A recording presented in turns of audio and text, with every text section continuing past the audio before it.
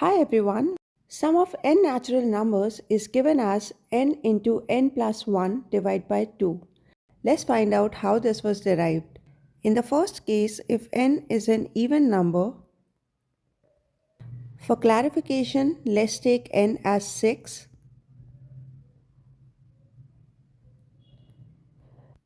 First and last term have a sum of 7.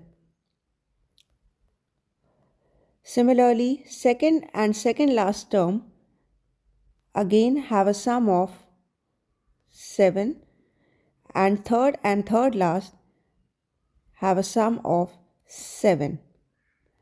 In this case, we have taken n as 6, so 7 represent n plus 1.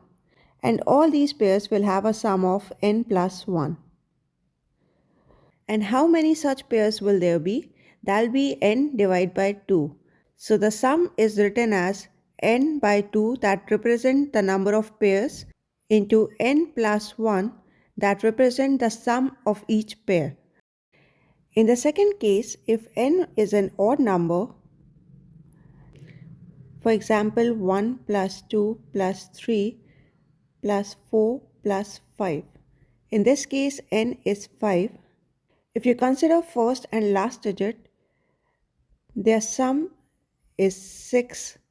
Similarly, second and second last digit, again the sum 6. In case of odd number, middle digit will be left alone. The sum for this pair is again 5 plus 1, that means n plus 1. And how many such pairs will be there? If there are n numbers, let's say 5 numbers, the number of pair will be 5 minus 1 divided by 2. That means the number of pair would be n minus 1 by 2, and their sum is n plus 1. Now we have to add this middle number, which will always be n plus 1 by 2. Like in this case, 6 by 2, 3. So add this number n plus 1 by 2.